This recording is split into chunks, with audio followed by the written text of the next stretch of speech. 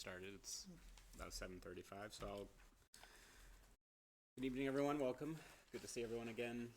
I'd like to call this meeting of our Town Plan and Zoning Commission to order. It's Monday, October 7th, 2019. You should all have in front of you the most recent and updated schedule and for today's meeting. First up on the agenda is a public hearing for the Church of New Haven at 918 Greenway Road. And this is an application for a freestanding sign for this church. Do we have anyone here representing? Yes, so I'll call you up to the seat. And as you're coming up, I'm going to read into the record the legal notice that was published in the New Haven Register on Thursday, September 26, 2019, and Thursday, October 3rd of 2019.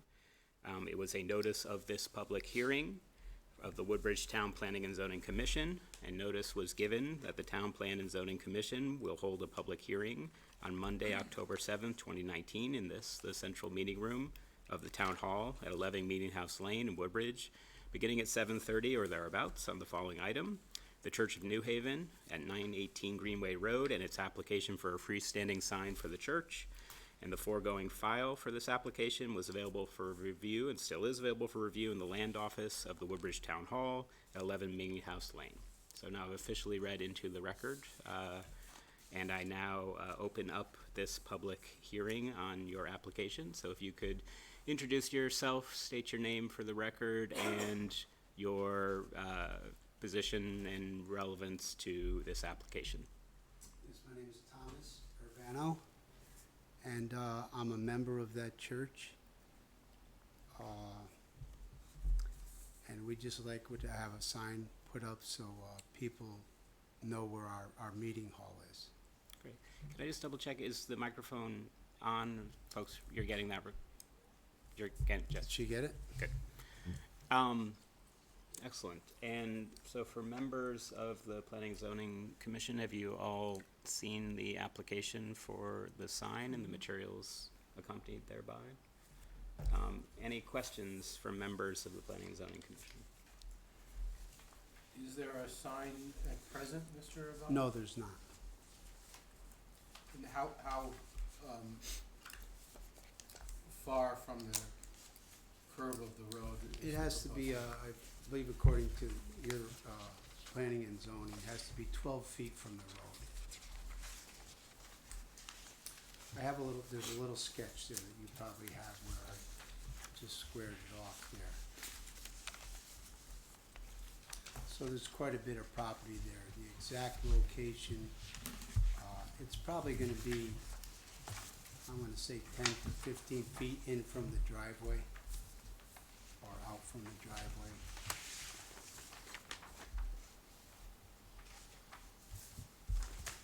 I might be confusing the road, but there's another church on Greenway, correct? Yes, there is. Where are you related to that church? We're right next door. Oh, okay. And they have a sign. They have a sign, yes. It's kind of hidden from what green It's, you're in. yes. And you don't really see it No. too much. So you folks are right next door to them? Yes. Oh, okay. Okay. Our sign will definitely be a little more visible. Oh, There's, okay. it's opening, there's a big opening there, Okay. just, land there. Sure. There were a lot of trees there, a lot of things get knocked down in storms, and we took a lot of trees down, actually. Sure.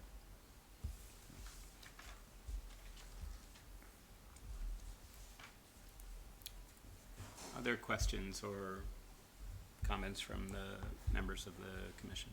I don't have a problem with it. I think it'll be fine where it is. I know the area. I drive by it every morning.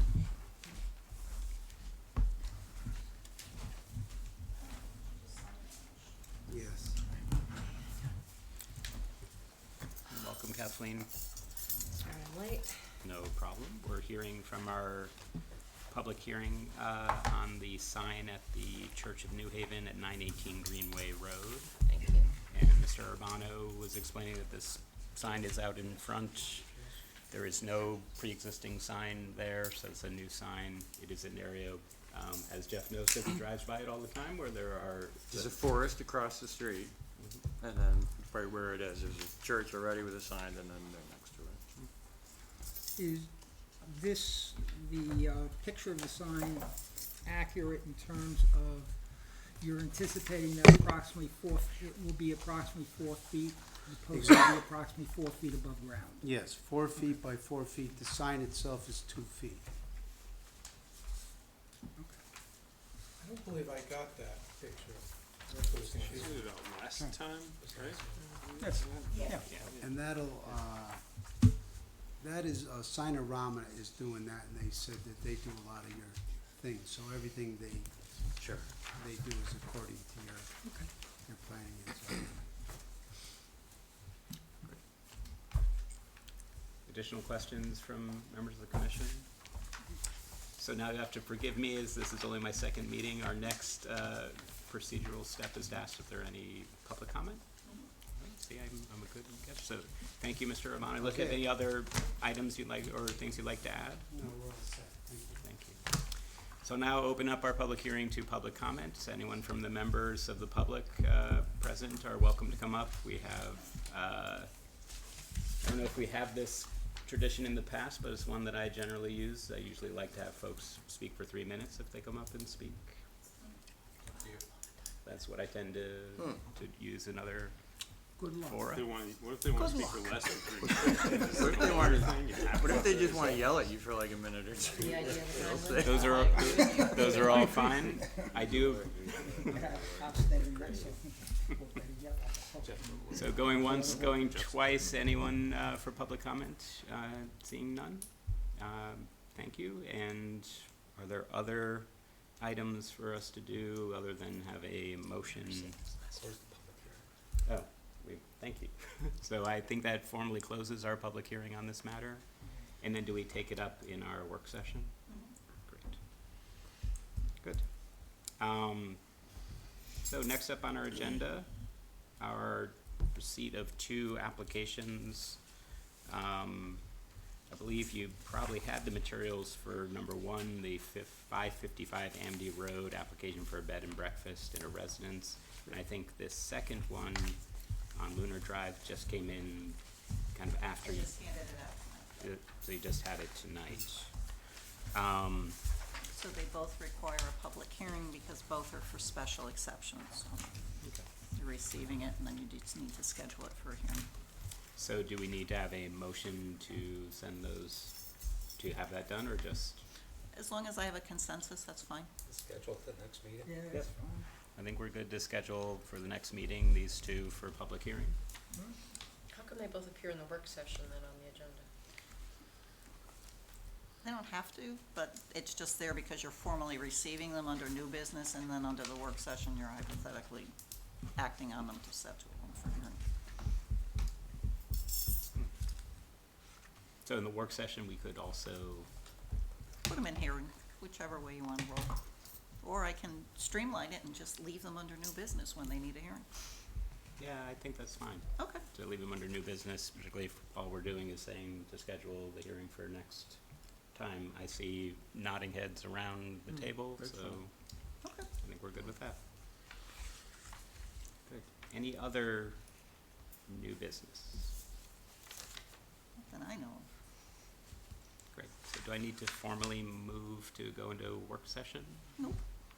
Glad we don't have to. So we're moving right through the agenda into the work session. And the first item on the agenda is the item we just closed the public hearing on, is our Church of New Haven at 918 Greenway Road. I'm going to entertain a motion for. So moved. Do I have a second? Second. Thank you. It's been moved and second. Any discussion amongst the commission members? Any additional comments, thoughts, ideas? Chris, can I vote on this one because I came late? You came late, but I think you heard pretty much the whole thing. I think so. I just wanna clarify, there have been times before when people came late where you made a point of saying the person. It was a pretty short hearing, and I think you got all the pertinent Yeah, information. look at that. Thanks. Just checking. So hearing no further discussion or comment, all in favor of approval say aye. Aye. Aye. Any opposed? Any abstentions? Excellent, a new sign for the church. The next two items we've already scheduled for hearing at next meeting, so I'm going now to number 4, and this is one that I hopefully emailed everyone to just highlight that I was, I received an email from the head of CUPOP, the commission, I forget what the C is on our, Commission on Publicly Owned Utilities, nope, properties. properties. Yes. Whatever. Our Commission on Publicly Owned Properties, they apparently, according to their charter, have a space for a liaison from the, from our commission. Does anyone know who served on that before? Jeff was going, or hypothetically going, I don't know that he had an opportunity to all the time. And if that's the tradition, I guess I'm happy to, Yeah, I'll nominate you. yeah. Second it. Well, it's been nominated and second. All in favor of that? Aye. Excellent. Just wanted to give anyone the opportunity who wanted to do that to do it. Rob, don't let us down. I'm sorry, I didn't catch who seconded it. I nominate. You moved it. I seconded it Yes. Okay, cool, thank you. wholeheartedly. So we're now in number 5 on our work session, and again, Scribner errors and corrections to our zoning regulations. And So I passed you out a sheet. We had a question that arose because somebody wanted to put up a fence. So we've got 2 sections in the regs, one of which says that they're not supposed to exceed 6 feet in height. And then the other ones that says that if they're over 6 feet in height, they're considered an accessory structure. So I'm not sure which way it's supposed to be. Historically, we always allowed fences over 6 feet in height. Under the building code, they do require a building permit for wind load. And more often than not, we found that when fences were over 6 feet in height, it was because there was a dip in the land or something where, you know, they needed more height to make it, in a sense, even. But it's your regs, so I just need some direction from you. Well, the first one applies to fences within the required side and rear yards, Mhm. which isn't. And then D is not exclusive to that. So was that why? I remember when we talked about this. This is new. I mean, we never qualified heights of fences depending on where they were situated in the yard, and quite frankly, most fences are usually along a property line, not set in to a side yard or front yard setback. The part I remember talking about was that we excluded deer fencing. When we talked about walls or fences being 6 feet in height, we necessarily excluded deer fencing, which meant we approved or wanted fences to be 6 feet in height. So I don't know. Well, And Jeff, do you have I don't know if you were here last time, do you have a copy of? Yeah, I have many copies, yeah, thank you. Yeah. Because we're on page 92, looks like the 2 provisions, B and D. And so then with the other part in D, it references to section 4, and I went through section 4 and couldn't find any section in section 4 that applied to, or seemed to be a reference within that.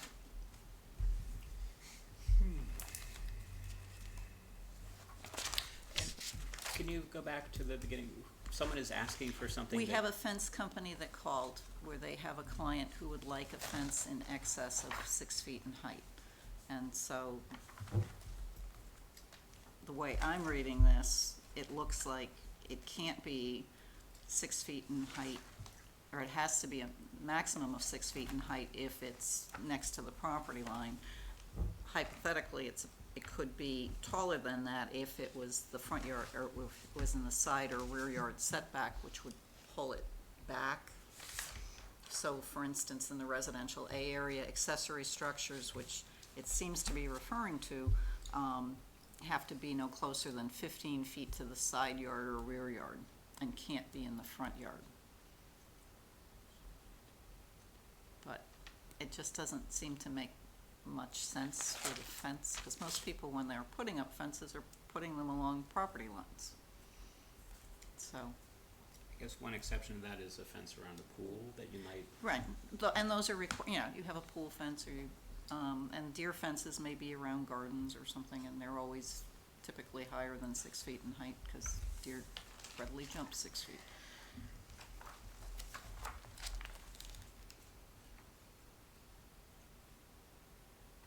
Well, the way it reads clearly is that a fence along or within 25 feet of the front property line shall not See, exceed 4 feet high, high. and Right. it goes to 6. 6 on the sides. In the rear. Excluding deer fencing. Yeah. So I guess the answer is no. They can't. Unless, if when we read D, does that mean if they pull it in to that side yard, to that accessory setback, which is 15 feet, then it could be over 6 feet in height? Well, now they're accessory structures. And an accessory structure can be no closer than 15 feet to a side yard or a rear yard, and can't be in the front yard. Well, it's clear that in the front yard, we didn't want over 4 feet. Right.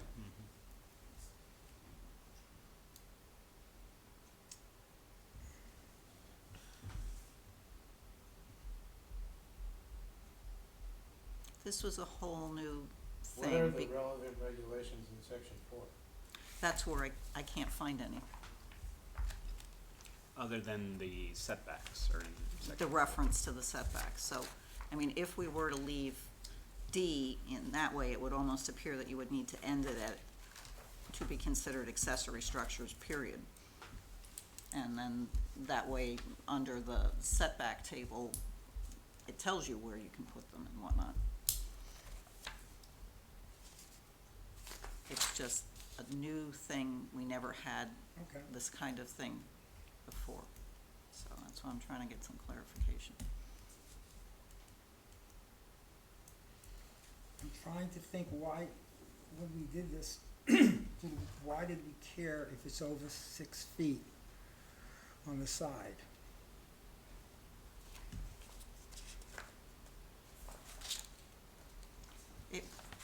It was something that got pulled in From- from somewhere else. It wasn't anything that we had an overriding issue with. You want some limitation, questions. Is the 6 feet just an arbitrary number, or? Well, is there a then this is reason? an arbitrary number. Yeah, well, there should be some arbitrary number in there. And as I say, under the building code, if it's over 6 feet, it does require a building permit. If it's 6 feet or under, there's no building permit Well, required. then, isn't that the answer, that, Yeah. that if it's over 6 feet, you have to file an application for a building, file a, Well, it's also, you're limited as to where you can put it. Right. Yeah, it can't be a boundary on this side. I mean, historically, we had allowed it, you know, along the property line. We always recommended to people that it be set in so that they could maintain it and get to both sides and whatnot if they needed to do whatever they needed to do. But prior to this version, there was never a height limitation on, There was never a height limitation. There was never a placement limitation with regard to side or rear yards. We always had concerns about intersections and visibility at visibility. intersections and whatnot, and that still remains. Well, the question is, do we really care on the side and rear yard how large the fence is? Well, what if someone has like a 20-foot fence? We've never seen a 20. I know how, I mean, but I'm just saying. hypothetically, it's possible, but somebody's, you Well, know, then it I- becomes an accessory structure, and what governs accessory structures? nothing. Right. Except that you can't put them any closer, depending on the Yeah. district, they than can't to be a on certain the property. property line. But you still have it. If you put it back in on your property, you still could have a 20 or 30-foot fence if you wanted it. Did the fence company say what they would have liked in terms of? It was probably gonna be like an 8-foot fence. because of the terrain apparently of the property that they had. Yeah, if you want the top of the fence to be even, straight line and it dips down, Yeah. that part's it has to be. So this isn't really a Scribner's error, this is a policy discussion, if I may. I mean, It's not giving something you a I'm hard time, bringing but up. It is, it's a good point, and I thought we did have a lot of discussions about fences last I don't year. remember. You know, but I don't remember everything we came up with. I mean, it does say in 4 at the beginning that, the purpose of this section is to create a uniform location for buildings by requiring a build-to line. To achieve a more uniform street wall where buildings exist on adjacent lots, the commission may require that a proposed building match one or the other of the adjacent front yard setbacks and heights. So it seems like you'd want the same thing with fences. We don't want one yard to have 6 foot, another one to have 10, another one to, I mean, then we don't have that uniformity that the regs seem to suggest. Agreed. I just need direction from you guys. I know. Well, do we have to decide right now? I do tend to agree that this does sound more substantive than just a Scribner error, and it looks like the existing is, and Kathleen, to your good point, on the front, it says 4 feet. So we've already put into the regs on the front, we do not want 6 foot, 8 foot, 10 foot high sort of walls. We want something. Again, isn't the simple answer that if they wanna build it higher than 6 feet, they have to apply for a building permit? Well, it's also. No, that, under this, they would have to get a building permit, but reading this, it would also have to be set in and be considered an accessory structure. So for instance, in a residential A district, it would be 15 feet in from the side yard or the rear yard. Or would they have to get a variance? If the No. topography that If they sign wanted to company- put it closer, they would If they have wanted- to seek a variance, Right, yeah. if they wanted a taller than 6 foot fence, they would have to actually come in. And have it closer than the 15 And or have it whatever on the the side or property rear line. yard is, yeah. Okay.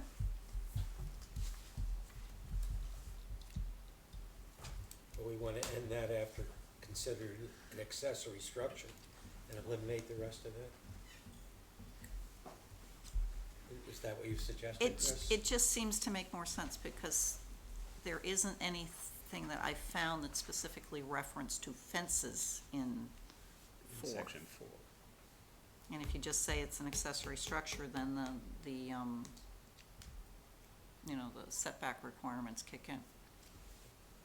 I'd be comfortable deleting that language. So I agree. around the horn, everyone okay with that edit to paragraph D on page 92 to stop the sentence at, so it says fences or walls over 6 feet excluding deer fencing shall be considered to be accessory structures, period. Because the rest of the sentence gets confused because there is no real clarity in section 4 on fences in particular. Do you need a motion or just a consensus? Why don't we get through everything and then we can do a motion on the whole 9 yards, however you wanna do it. But I think we had consensus nodding around the table on that. Great.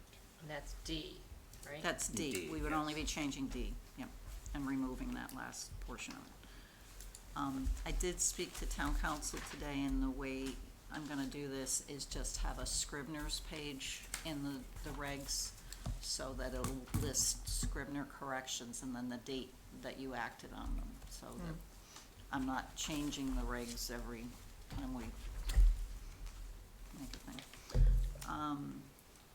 So on the next one, I wasn't sure that it really, is it contradictory or not if you read those 2 sections? I apologize, we're on page 7. Page 7, and the definition of building height, it excludes Yeah. certain structures from being considered part of building height. And it looks like in building massing that we're then constraining how high those things can be. So I guess they're not at odds with each other. One is saying that you don't have to include it when you're determining height, but then on page 64, you are putting a parameter of how high those structures actually can be. Does Is But that the way we should specifically, read it's it? spires, towers, or belfries. Right.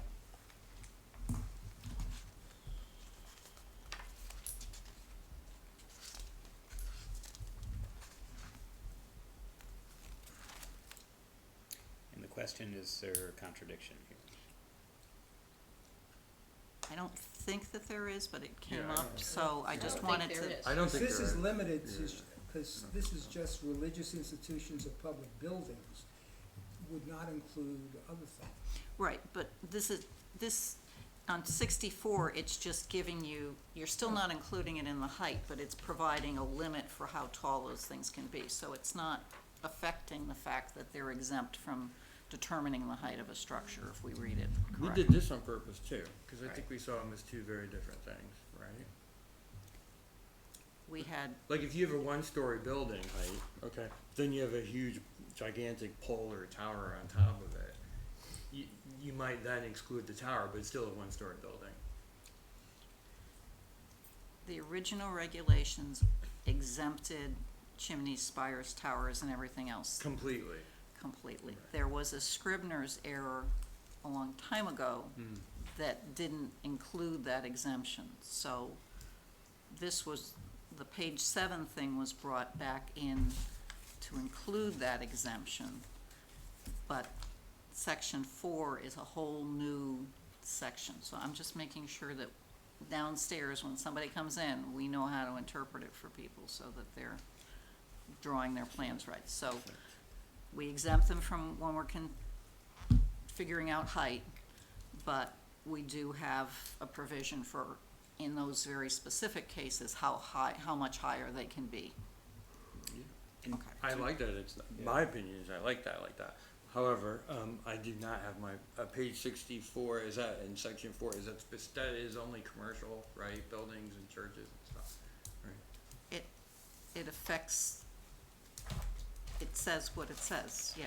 A spire, tower, or belfry on religious institutions or public building. That's not even turned to the page, but if I did, it was by chance. I think it's not contradictory. Okay. I remember Terry and Jeff talking about it, going back and forth. We talked about the different types of roofs, Yeah, so, I mean, okay, cool. So there's nothing that we need to alter in there. No, And then the last thing is something that I think we need to do. Last time we corrected the thing with regard to, bed and breakfast being allowed in residential A and B zones, but I didn't look up to the line above that talked about Air BNBs. So I think we also wanted to allow those in A and B, so. I remember talking about that, I had a question about the Airbnb, and, I think you also want to, can you restrict it, how much can you restrict having an Airbnb? Or using it in your house? This is just, So we, this is- we, under the regs, we're allowing it in residential districts except A and B. And I think it was a Scribner error not to include it Okay. in A and B. If you allow it in the others, you should allow it in A and B. This is, Which is a good part of the town. right, Yeah. and you're more likely to have an Airbnb in A or B. Yeah. So this is on page 20. so we, that means it should say SE, special exception only, and they have to come to us? that was, we already included SE for bed and breakfast. Airbnbs are by permit What about permit? in. But not in A and B. Right, right, they're not allowed at all in A and B. Right, that's what I'm saying. So in A and B, would it be special exception? Or P, or permit. In page 33, where it goes into lodging, it's silent on online hospitality.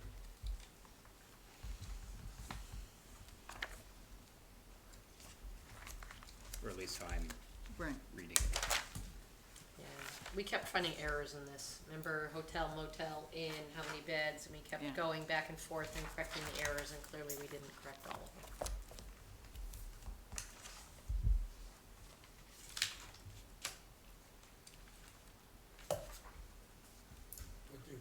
reason to have it by special exception rather than permanent in an A and B district? I can't think of anything, cause the lots are bigger, so there's actually, I think, less of an impact in the A and B districts than there would be in the C or D or BB, which are much smaller lots, so if you had more parking there and whatnot, you would see more cars and whatnot.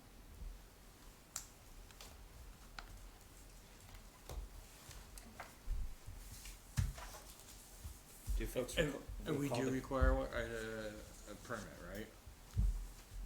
Currently, in A and B, we don't permit them at all, Understood. Oh, we But- should.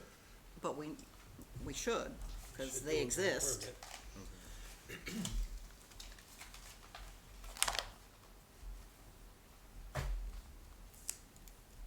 And that would make A and B consistent with how the table is treating Reads for C, D, and BB, yep.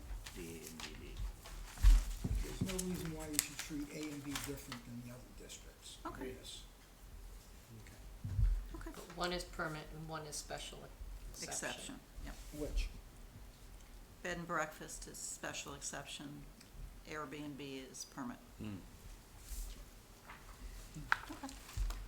so is everyone in agreement that we're gonna add to that table on page 20, permit P to online and B. hospitality for zones A and B to make them consistent with C, D, and BB?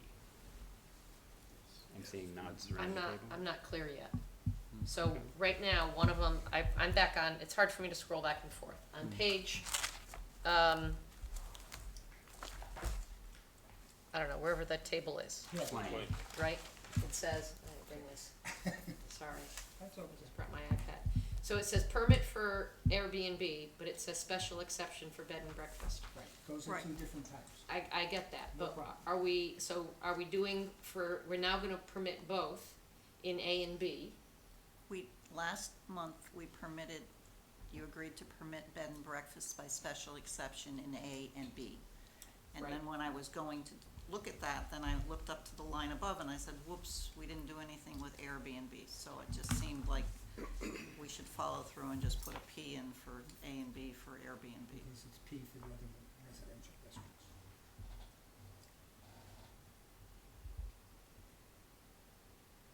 I guess I don't understand why one's permit and Right, one's special but- exception. Because That's my one's question. constant, more constant than the other. That's the other only thing, rationale behind it, Which one's more constant? I would think. Bed and breakfast. Bed and breakfast.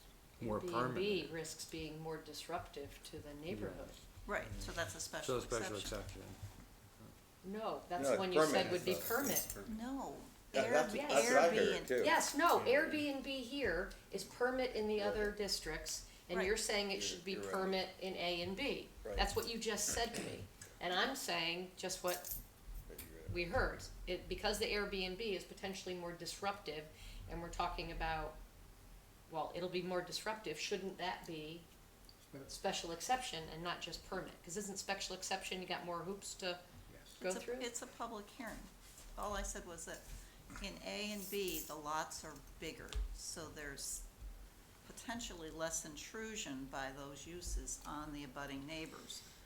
Potentially. Right. Versus the C, the D, and the BBs, which are much smaller lots. In all likelihood, you're probably not gonna see them in those areas because the houses are smaller. But you could. My own feeling is actually it should be special exception straight across the board. So this is actually the interesting question, and I think Kathleen, you sort of highlighted it, that your bed and breakfast, which is from last time and now, is special exception across the board if you Right. want to have a part of your house that you're going to be routinely renting out rooms in. We have this application for those who saw it, that we have 2 bedrooms, or each is gonna do breakfast, so that's a classic bed and breakfast, which looks and feels like a small hotel. The question is, does an Airbnb, in some instances, may rise to that level of constancy or continual use, or you can Airbnb for a whole semester if you're a visiting student, or et cetera. Does that then deserve the similar special exception treatment, or the simple permit? that's kind of the question, does Yeah.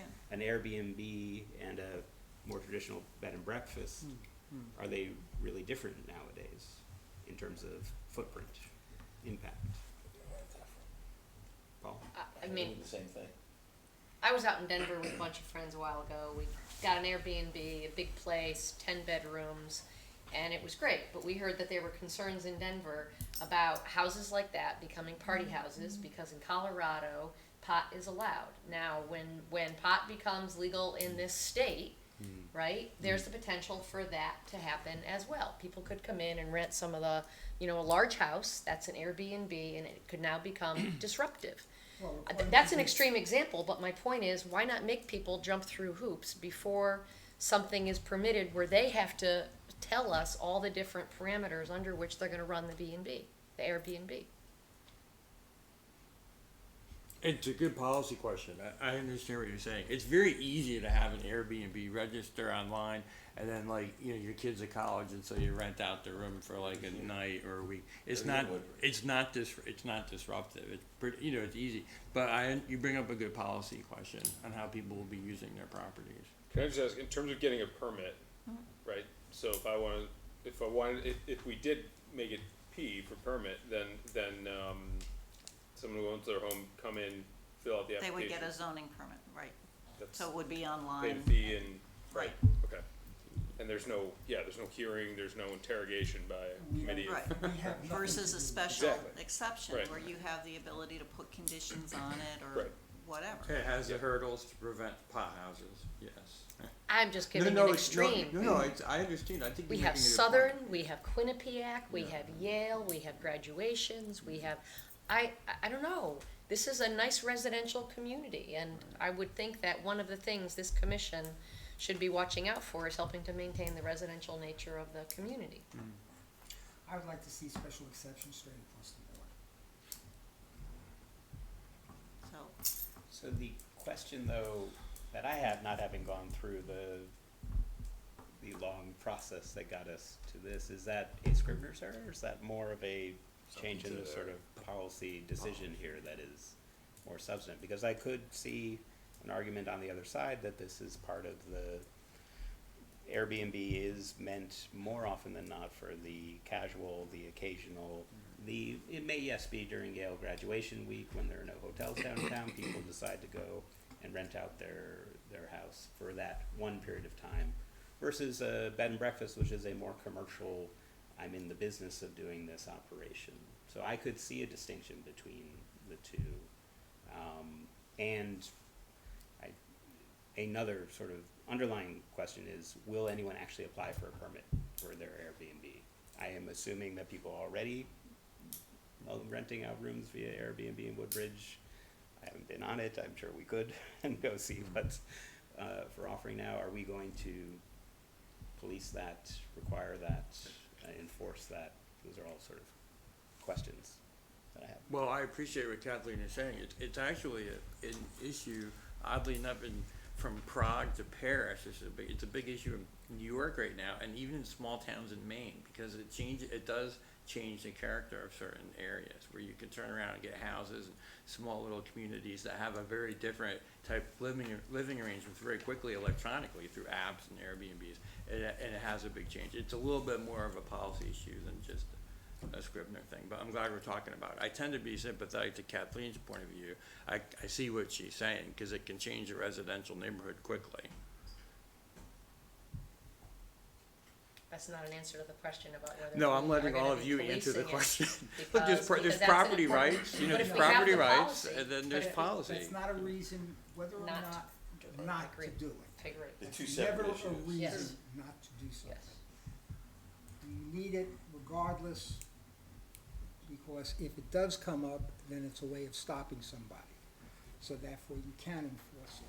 But that's never a reason. I mean, home offices, how many people who have home offices actually come before us versus not doing it, not because they're doing it deliberately, because they don't know that there's a requirement that you have to have a permit to have a home office. I mean, How many permits for Airbnbs has the Well, Office up until receipts. these regs, we've never had any, So none today. none to date, and now you've got your first B&B one. Yeah. Cause I know of some advertised. I Airbnb. know of one too. Well, the question is really, can we change it to special exception across the board, and is that a Scribner's error? Or is that considered an amendment? My gut feeling is that that's more of an amendment when you're changing it, because you did, specifically go through and put that in as a P. In which case, I wouldn't do any change right now. Okay. I would, I'd leave it that you can't do it in A and B, and then then do as an amendment, special exception straight across the board. Okay. Because I wouldn't wanna do a permit in A and B. So I'll That's my start, opinion. so I'll start making a separate list of things that we may wanna go to hearing with at some point when we've compiled more of a little list Yeah. of things, and so I'll put it on that list. Okay. So that means it's prohibited, right? Yeah. Yeah, and that's, yeah. I'm just gonna posit that that was an exhaustion oversight. Just all in favor? Yeah, I think it was. I think it was too. Question was, how do others treat it? Other towns would be. I haven't a good looked question. at There's it, big I'm just debates looking at about us. it right Yeah. now. I mean, that would be There's interesting big to debates in a lot of places. know how our neighboring towns. Yeah. I mean, the thing with an Airbnb, you can do an Airbnb as a whole house, you can do an Airbnb as an individual room, so you can have the exact same scenario with an Airbnb that you could with a B&B. In Yeah. terms of whatever, so, I'll get some other samples. I can call the Council of Governments and ask them for samples of Airbnb and B&B regs from other towns that are similar to us, and get that out to you, and then we can have a discussion at a future meeting. Okay, so, it looks like from our Scribner's errors, we are, for the height of fences, we've decided to stop paragraph 5.14D, on page 92, right before it ends, to eliminate that reference back to, conformity to the relevant regulations of section 4. And we do not believe there's any contradiction in our rules that do not count the spires and chimneys in building height, but do actually, if you do have those structures, put some limitations on how tall they are, in a different part of the section, so there's no contradiction and no change needed there. So the only change is that, height of fences at a Scribner's error, and on Airbnb, it is not a Scribner's error, but something on our list of potential changes, additions, alterations for the future. Sound good? Motion, all in favor of that? Alright. Second. Moved and seconded, all in favor say aye. Aye. Any opposed, any abstentions? Good, thank you. Last two items, report on the activities of the, Southern Connecticut Regional Council of Governments. So there was a meeting that I attended on September 12th. The action items included a proposed zoning regulation amendment to create a village district by the city of West Haven. A proposed zoning regulation amendment pertaining to electronic digital billboard signs by the city of Milford. Proposed zoning regulation amendment to add a section 37A Affordable Housing Development District submitted by the town of East Haven. The application was, this was a private developer generated proposed regulation amendment, to which the town of East Haven is opposed, but that's up to them. And then the town of Seymour, also to create an affordable housing zone. That was also by a private applicant. None of these things were found to have any intermunicipal or environmental impacts. So it's left to those cities and towns to decide for themselves. Thank you, Andrew. Yes, Any, I'm sorry? anything further? No, there's another meeting this Thursday. I'll report on that next month. All right. Any questions for Andrew? Is light pollution considered an environmental impact? Light pollution, I believe, would be, but this was, the zones where these signs could be were like alongside 95. Right, so, yeah, Hmm. okay. Where there's already Already significant visually light polluted. Exactly. pollution. Existing. And other ways. Any additional questions, comments, thoughts?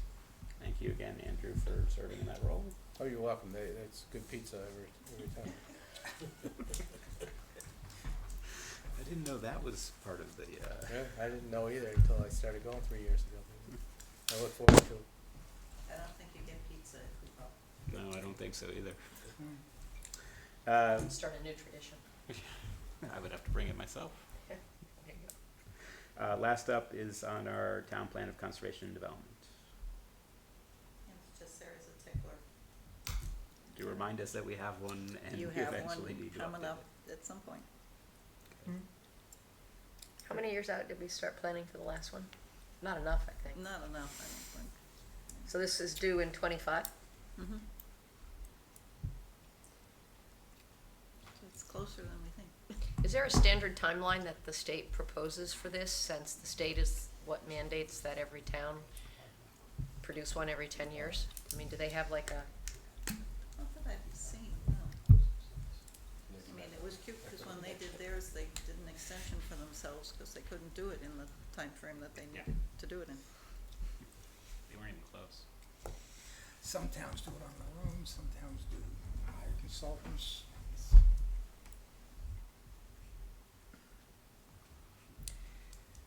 Any other thoughts, comments on that? Anything we should be doing?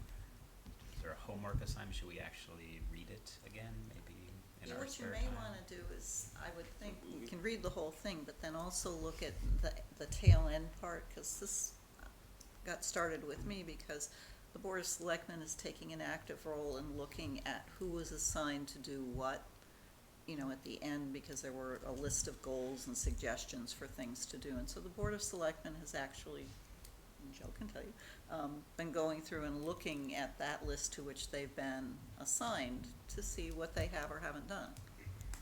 At And what whether point- or not it's something that they feel, you know, is something that should be done. You know, was a suggestion by town planning and zoning, and in some instances, there may be some things that they feel just aren't something that need to be changed. At what point is the retention of a consultant necessary? Related to that, at what point does funding for the retention of that consultant have to be requested? That's the good point, cause your budget process starts, so we have to turn in a budget by the end of December. So if, right now, there isn't any funding in there for a consultant to do that, so if it was something that you wanted to consider, we would need to add that into your budget. And there again, it depends on how you wanna handle it, because, you know, some towns have done it in-house, you know, themselves, the commission working on it, other ones have hired consultants. It depends on how far off you think the plan that you have is from what needs to get changed. And last time, did we hire a consultant? Malone yeah. and McBrone. We had Malone and McBrone. The time before that, they hired a consultant, fired the consultant, and did it themselves. though some people still do that? So maybe homework assignment of looking at the back part of the plan of conservation development, see what has been assigned to us to do. I thought Did individual you- sections had short, medium, and long-term goals, and it was Right. actually in each section that it. But at the very end, there's a summary of it. so you can look at that and, you know, it gives you a quick flavor of what you wanted, and is that still relevant to where we are today? And though my guess is it's probably a little early to hire consultants. If it's or- not, 5 years before. if 6 years before at this point, No, but this would be for the next fiscal year, which is 2021, so that's the 5th year out, right? right, but we might not need a consultant until like 2 years before it's due. Let's all just check and feel that we're comfortable with that. My guess is we will be. I think that's fine for now. Chris, can you check how far in advance we hired Mylone and McBroom? I can check that for you, sure.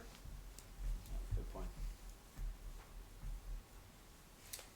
Right, I think that's the end of our work session. Can I ask a question about potential upcoming work? So the Woodbridge Country Club, is that supposed to come before this commission at some point? There was an email today to people saying it was going before different, the construction company and the purchasers were gonna go before different commissions. And we But- weren't on it. Well, that's because Okay. we need to grant a special exception. Neither was Inland Wetlands on it.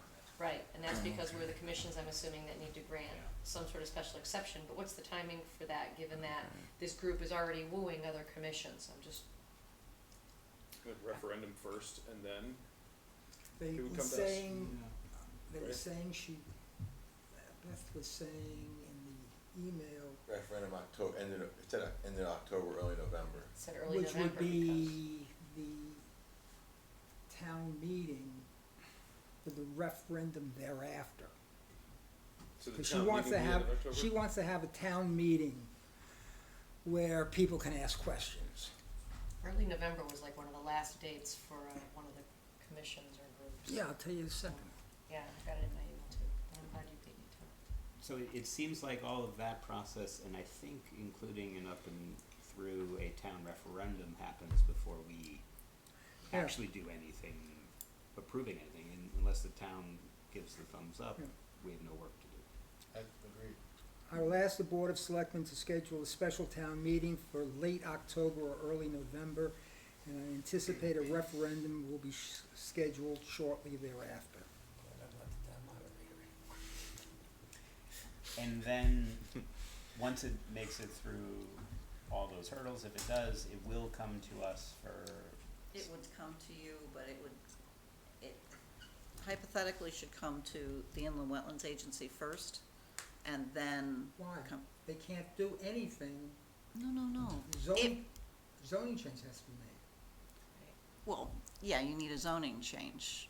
so therefore it has to come here first. No, I'm sorry, I forgot about that end of it. So first they need a zone change, Yes. and then they would need, but you have to be careful, because the last time you did a zone change, you were also looking at the plans, and it got very specific about what was happening on the parcel. So you have a zone change, and then if the zone change happens, then they would submit an application. They could submit it concurrently to both wetlands and to you. We always suggest that it goes to wetlands first, because then that way you're not having plans presented to one board, they're making changes to that board, then they come back to you, then they make other changes. It gets to be horrendous, and you can't keep track of which plans are where. The important thing to do, if we could do it, would be to have a consultant, and we've done this consistently before, the same consultant is reviewing it, so that what's being reviewed for wetlands is also being reviewed with town planning and zoning in mind, so that you're not gonna have different concerns. You're gonna have traffic concerns and things like that, but the things that overlap, like stormwater and all that other good stuff, are all being looked at with one eye, so it's not gonna get, that aspect of it wouldn't change when it came to you. It has to get through the hurdle of the referendum. It has to get through the hurdle of the referendum, then it would recall, have last to get through the hurdle of a zone change, and then it would go through the two land use boards. So, okay. not gonna happen tomorrow. Oh, can I ask can I just make a different announcement? So I was nominated to the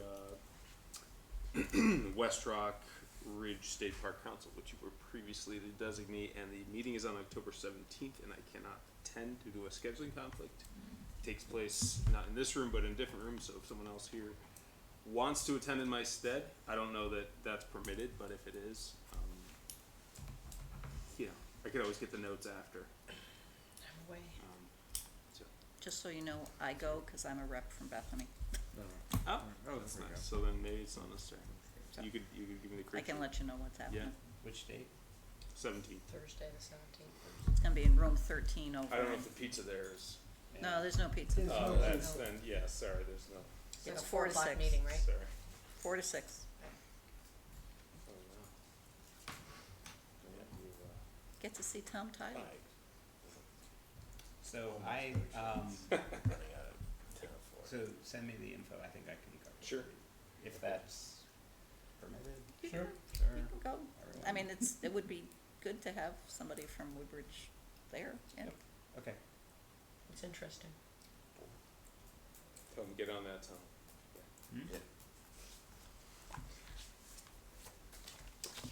Any other, and I should have asked, any other business for our work session?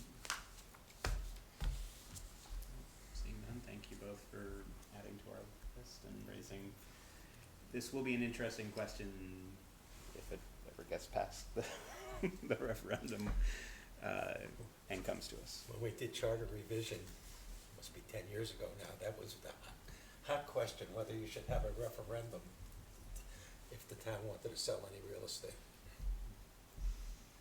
I remember the meeting in,